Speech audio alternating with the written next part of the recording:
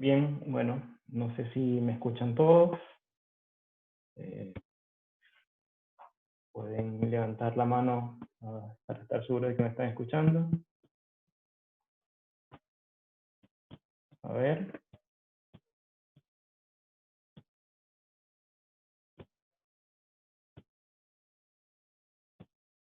Sí, bueno, comenzamos entonces.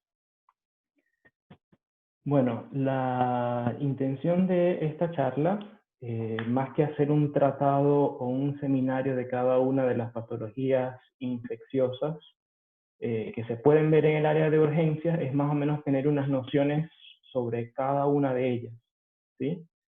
Yo podría decir que soy aficionado de Volver al Futuro, ¿ya? Y hay algo que me llama la atención, que puedo hacer analogía con esto, es que las infecciones son el pasado, son el presente y van a ser el futuro del ejercicio de la medicina. Los que tal vez no son tan aficionados de películas de aquellos tiempos, pudiésemos hacer la asociación también con Dark, que es una serie más reciente, y aunque es un menjurje de realidades en la que ocurren en la serie, sigue siendo igual, pasado, presente, futuro, sin importar el tiempo en el que estemos, los gérmenes y las infecciones son importantes en el ejercicio de la medicina, al punto tal de que organizaciones mundiales se dedican o establecen comités orientados específicamente a tratar de erradicar algunas de las infecciones. Son definitivamente un pilar en el ejercicio de la medicina, como venimos diciendo. Incluye términos de salud tanto individual como de salud pública.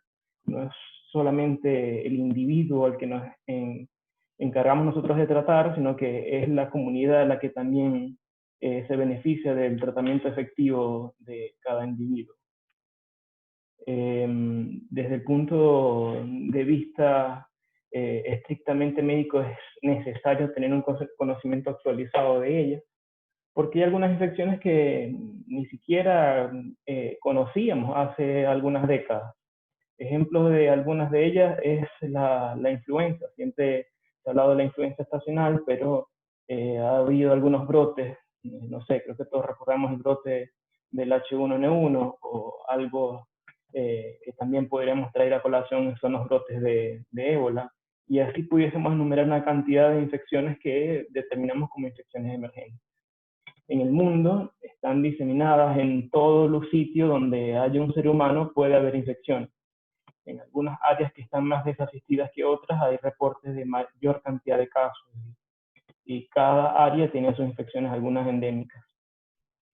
Acá en la Argentina no podemos hacer a un lado esta realidad.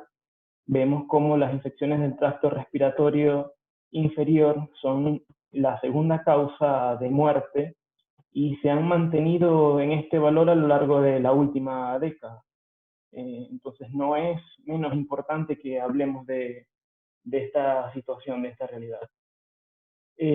La fisiología es variable, siempre tiene en cuenta la entrada del microorganismo, las características propias de este microorganismo son las que van a producir la infección, y la gravedad de esta y las condiciones del huésped son los que van a determinar que haya únicamente colonización, que estemos ante la presencia de una infección subclínica, latente o asintomática, o que se establezcan las formas localizadas, graves o generalizadas de la misma.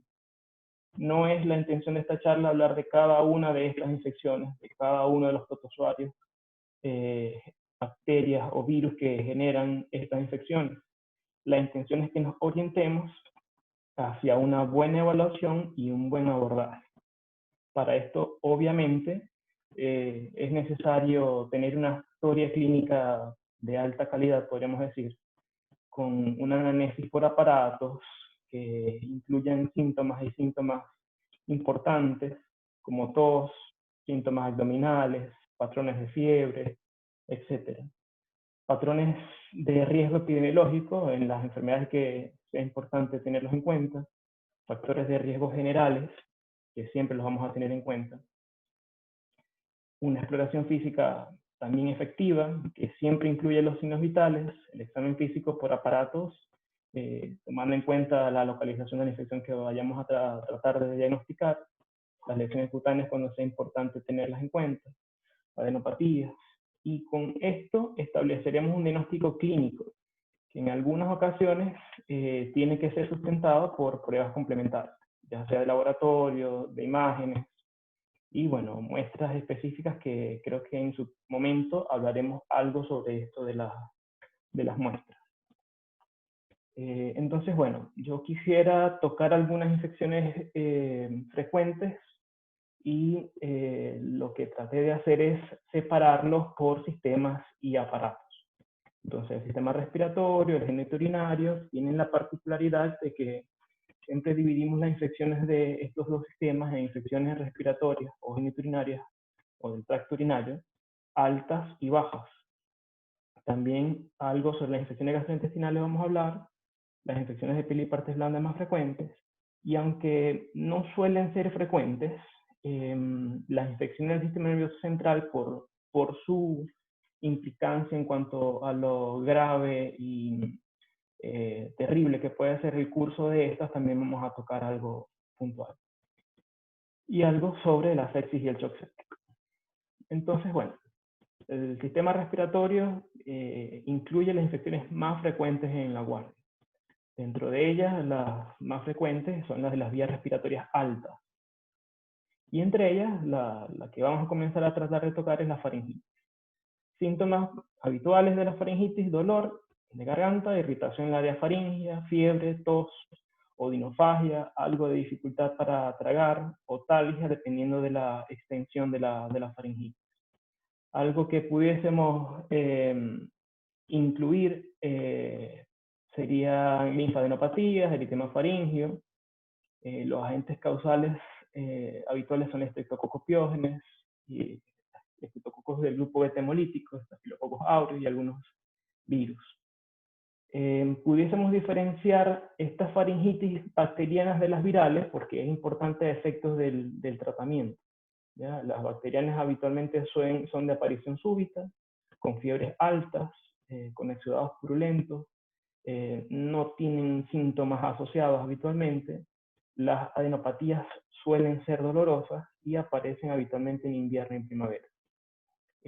Las virales, casi siempre es tratamiento sintomático, son de un inicio más gradual, la fiebre no siempre está, a veces más bien se cursa con registros subfebriles, raramente tienen exudado, se asocian con otros síntomas, son un poco más infrecuentes y pueden estar durante todo el año. Después tenemos que hablar de las amigdalitis. Las amigdalitis yo creo que son más fáciles de diagnosticar. Evidentemente el dolor de garganta es el síntoma cardinal. Puede o no estar asociado con fiebre, odinofagia y tos paroxística. Lo particular de estas amigdalitis es que sea el germen que sea, las linfadenopatías son dolorosas. Y bueno, las otras consideraciones a tomar, que puede no tener eritema de la faringe o petequias en el paladar. Hay algunos tipos de amigdalitis que merecen consideración especial por el tipo de germen y por lo que representan, como es la amigdalitis pseudomembranosa. Es esta que vemos acá arriba, con lo que simula una membrana, una placa blanquecina extensa, y es importante porque es la que se asocia con Clostridium difficile. Habitualmente está asociada con otras infecciones por Clostridium, así que eso es lo que establece algo de importancia. Están las amigdalitis vesiculosas, que habitualmente son asociadas a virus del herpes, o por infección por herpes. Y está la amigdalitis ulceronecrótica, que es la que habitualmente llamamos como angina de Wiesen, y que tiene, bueno, algunas consideraciones respecto a los procedimientos en cavidad dental, procedimientos odontológicos, etc. También es importante diferenciar las virales de las bacterianas, por lo que venimos diciendo de que el tratamiento evidentemente en las virales es sintomático y en las bacterianas es importante iniciar el tratamiento antibiótico asertivo. Hay muchas recomendaciones para el diagnóstico y manejo de estas infecciones. Acá les dejo esta literatura que pudiese ser de utilidad para que quiera revisar después con un poco más de detalle esta infección. Las siguientes infecciones frecuentes son la sinusitis. Lo particular de la sinusitis es que el dolor es bastante importante, se asocia con dolor retroocular, con secreción nasal, puede haber pérdida de la olfacción, fatiga, malestar general, cefalea, fiebre. Algo, no sé, particular de la sinusitis es que por la localización de los senos paranasales y su relación con el nervio trigémino, hay cierta facilidad para el diagnóstico cuando está algo avanzada, eh, por la percusión o por la palpación de los puntos dolorosos del trigémino. También pudiésemos hacer transluminiscencia para evidenciar la presencia de los senos ocupados. Pero el diagnóstico definitivo de esta o el gol estándar es la imagen, la tomografía de senos paranasales. Como no en todas las guardias, obviamente vamos a tener estas imágenes, siempre es útil tener estos datos clínicos de los síntomas y la percusión de los puntos dolorosos como herramientas para establecer un diagnóstico clínico. Igualmente, también hay guías para el manejo de esta. Acá yo les recomendaría que siempre, cuando se trate de estos procesos infecciosos, sobre todo de las vías respiratorias, tanto altas como bajas, remitirse a las guías de la ICSA, porque en verdad son bastante completas. La Sociedad Argentina de Infectología también tiene algunas guías, pero no son tan actualizadas. Y bueno, no podemos hablar no podemos dejar de hablar de las infecciones respiratorias altas sin hablar del síndrome gripal, lo que los gringos hablan o definen como flu. Acá también le hablan como influenza estacional y los síndromes de parainfluenza. Son más frecuentes menores de 5 años y mayores de 65. Hay otras poblaciones de riesgo como los residentes en unidades de larga estancia, los geriátricos, las embarazadas y bueno, obviamente nosotros personal de salud. Los síntomas habituales de todo proceso, de todo síndrome gripal. Y bueno, la importancia de esta es que habitualmente un pequeño porcentaje, aproximadamente un 3 o un 5%, presentan complicaciones como neumonía, bronquitis y son una causa importante de exacerbaciones de EPOC y de crisis de asma. Hay algunas relaciones que pudiésemos establecer entre la influenza, la faringitis y la mononucleosis. Pero lo importante siempre es tener en cuenta las características clínicas de cada paciente y los síntomas asociados. Acá en Argentina hay un programa que es el programa de infecciones respiratorias agudas graves, que también les recomiendo que revisen la guía de vigilancia epidemiológica. Los que trabajamos en provincia, creo que hemos escuchado más de una vez del programa IRAC, y ahora que se acerca el invierno vemos cómo este programa se activa. Nada más a medida, como, no sé, de forma anecdótica, tener en cuenta esto porque son momentos del año donde son más solicitados, fuera de este momento de pandemia, obviamente, ¿no? Son más solicitados personal en el servicio de programa viral. Una vez que hemos hablado de las infecciones respiratorias altas, la más importante de las infecciones respiratorias bajas es la neumonía. Hay una clasificación clínica de la neumonía, que es aquella que se adquiere en la comunidad, la asociada a cuidados de salud, la adquirida en el hospital, que es aquella que ocurre con más de 48 horas después del ingreso, las neumonías asociadas a la respiración mecánica, que son aquellas que ocurren más de 48 horas desde la intubación traqueal. Las primeras dos son las más frecuentes, son las que encima van a ver más en el área de guardia.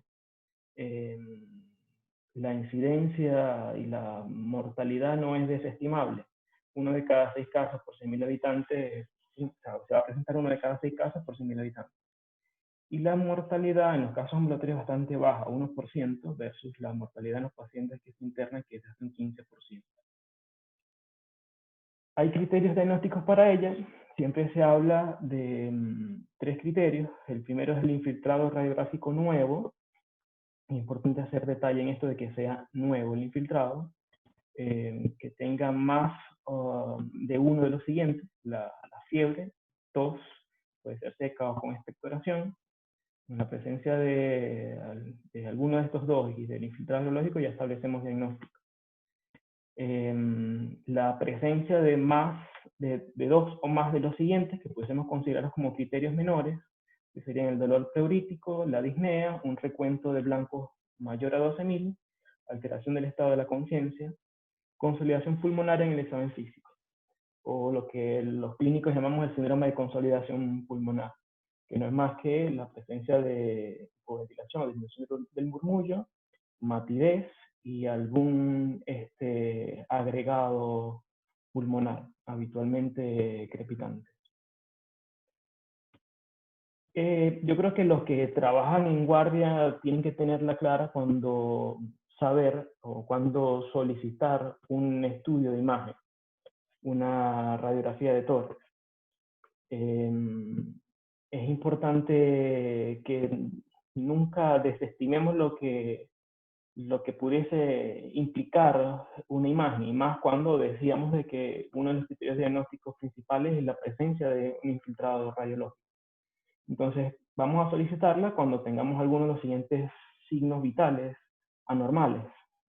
Temperatura mayor a 37.8, frecuencia cardíaca mayor a 100, frecuencia respiratoria mayor a 20, y cuando tengamos algunos de los siguientes datos clínicos: disminución de los ruidos respiratorios, rales, crepitantes, y pacientes que no tengan asma, porque el asma a veces puede sesgarnos un poco al momento de la ocultación. También el criterio radiológico lo podemos tener a través de una tomografía.